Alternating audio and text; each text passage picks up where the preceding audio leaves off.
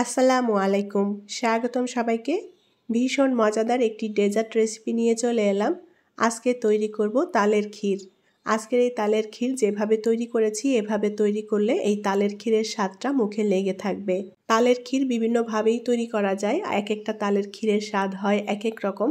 আজকে আমি খুবই সহজ পদ্ধতিতে এবং একটু ভিন্নভাবে এই তালের ক্ষীরটা আপনাদের সাথে শেয়ার করেছি। আশা করছি আপনাদের ভালো লাগবে। আমার চ্যানেলে এখনও যারা নতুন, চ্যানেলটি সাবস্ক্রাইব করেননি তারা প্লিজ আমার চ্যানেলটি সাবস্ক্রাইব করে নেবেন এবং পাশে থাকা বেল বাটনে ক্লিক করে দিবেন। আমি এখানে 1.5 কাপ পরিমাণ তালের পিউরি নিয়েছি।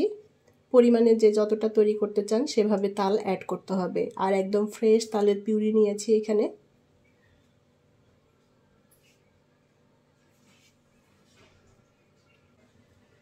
লবণ দিয়ে দেব সামান্য পরিমাণ। ছোট 4টা এলাচ নিয়েছি আর এলাচ 4টা আমি একটু ফাটিয়ে নিয়েছি। চিনি দিয়ে দেব 1/2 কাপ পরিমাণ। এখানে নিয়েছি পোলাওয়ের চাল আধা ভাঙা করে। ব্লেন্ডারে আমি একটু গুঁড়ো করে নিয়েছি চালগুলো আধা ভাঙা মতো করে। আর চালটা এভাবে একটু গুঁড়ো করে দিলে এই তালের ক্ষীরটা খেতে ভালো লাগবে। এখানে আমি 3 টেবিল চামচ পরিমাণ নিয়েছি এই পোলাওয়ের চালটা।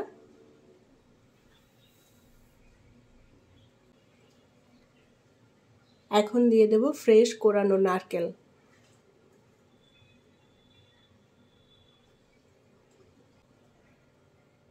এক কাপ পরিমাণ গরুর দুধ নিয়েছি। গরুর দুধটা আমি খুব ভালোভাবে জাল করে নিয়েছি। প্রথমে 1 কাপ দিয়ে দিলাম, পরে আরও দুধ অ্যাড করব। এখন এই সমস্ত উপকরণ একসাথে ভালো করে মিলিয়ে নেব। আমি এখানে চিনি 1/2 কাপ দিয়েছি। তালের মিষ্টি অনুযায়ী সেভাবে আন্দাজ করে এখানে চিনি অ্যাড করতে হবে, যে যতটা মিষ্টি খেতে পছন্দ করেন। তালের এই ক্ষীরে আমি আজকে যে পোলাওয়ের চালটা দিয়েছি, এই পোলাওয়ের চাল দিয়ে এই তালের ক্ষীরটা রান্না করলে অনেক বেশি মজাদার হয়। পোলাওর চাল বাদ দিয়েও কিন্তু তালের ক্ষীর তৈরি করে নেওয়া যাবে। এখানে যে যে উপকরণ দিয়েছি সব কিছুই থাকবে, শুধুমাত্র পোলাওয়ের চালটা বাদ দিতে হবে। তো তালের ক্ষীর অনেকভাবেই রান্না করা যায়। আমি আজকে যেভাবে রান্না করছি খুবই সহজ একটা তালের ক্ষীর, আর এটা খেতে অনেক বেশি মজাদার হয়। তৈরি করাও একেবারে সহজ, যে কেউ বানিয়ে নিতে পারবে এই তালের ক্ষীর।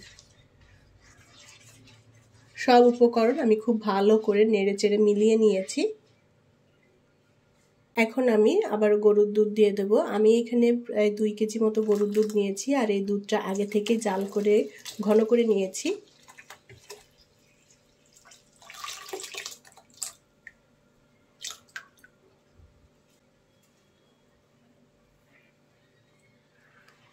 এখানে দুধটা যত বেশি দেয়া হয় এই ক্ষীরটা খেতে ততটাই ভালো লাগে।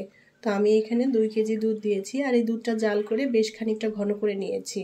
আগে থেকে জাল করে নিলে এটা তাড়াতাড়ি রান্না হয়ে যাবে, কারণ এই দুধটা টানতে অনেক সময় লাগবে। ভালো করে নেড়েচেড়ে মিলিয়ে নিলাম।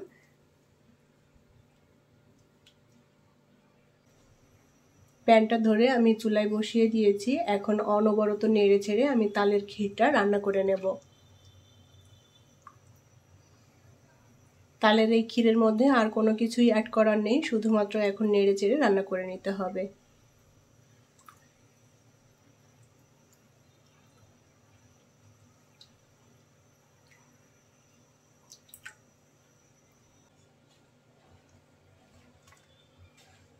ক্ষীরটা অনবরত নেড়েচেড়ে রান্না করে নিতে হবে, আর প্যানের তলাতে যেন লেগে না যায়।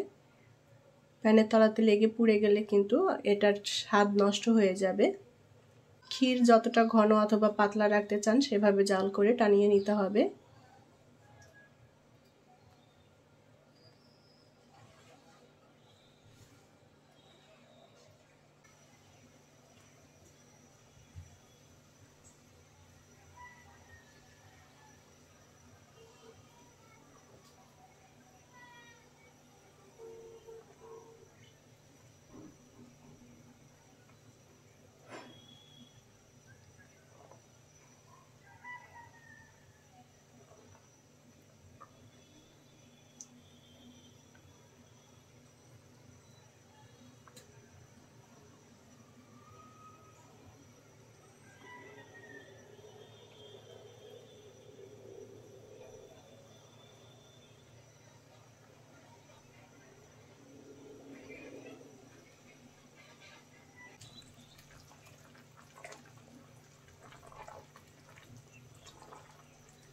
তালের ক্ষীরটা বেশ খানিকটা ঘন হয়ে গিয়েছে, আমি আরও ঘন করে নেব।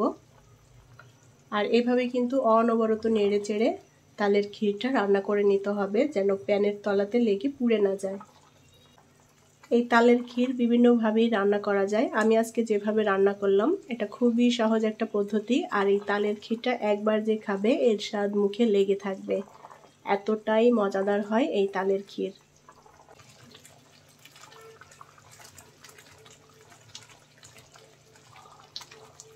ক্ষীরটা টেনে একদম থকথকে হয়ে গিয়েছে। এই ক্ষীর যে যতটা ঘন অথবা পাতলা খেতে চান সেভাবে জাল করে টানিয়ে নিতে হবে। আমি আর সামান্য একটু টানিয়ে নেব।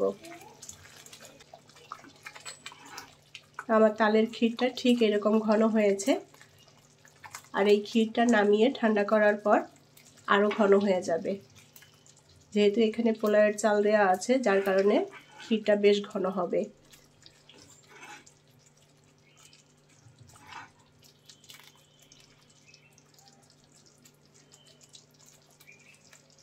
তালের ক্ষীর রান্না করা হয়ে গিয়েছে, আমি আর ঘন করব না, কারণ এটা ঠান্ডা হয়ে যাওয়ার পরে অনেক ঘন হয়ে যাবে।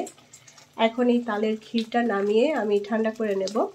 চাইলে ফ্রিজে রেখেও ঠান্ডা করে নেওয়া যাবে, তো আমি কিছু সময়ের জন্য ফ্রিজেও রেখে দেব। আর এই ক্ষীরটা ঠান্ডা ঠান্ডা খেতে বেশি ভালো লাগে।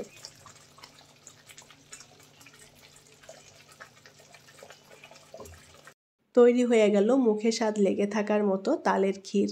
আমি তালের ক্ষীরটা ঠান্ডা করে নিয়েছি আর তালের ক্ষীরের উপরে একটু বাদাম কুচি ছড়িয়ে দিয়েছি, এতে করে দেখতে ভালো লাগবে। বাদাম কুচিটা টোটালি অপশনাল। এখন এই তালের ক্ষীরটা আমি পরিবেশন করব।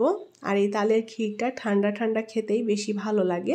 এই তালের ক্ষীরটা এমনি এমনি খেতে ভীষণ ভালো লাগে, তাছাড়া এটা মুড়ি কিংবা খই দিয়ে খেতেও কিন্তু ভালো লাগবে। আশা করছি ভালো লেগেছে আমার আজকের এই তালের ক্ষীর রান্না। রেসিপিটি যদি ভালো লাগে লাইক, কমেন্ট এবং শেয়ার করবেন। পরবর্তী রেসিপি দেখার আমন্ত্রণ জানিয়ে আজকের মতো বিদায় নিচ্ছি। ভালো থাকবেন সবাই। আল্লাহ হাফেজ।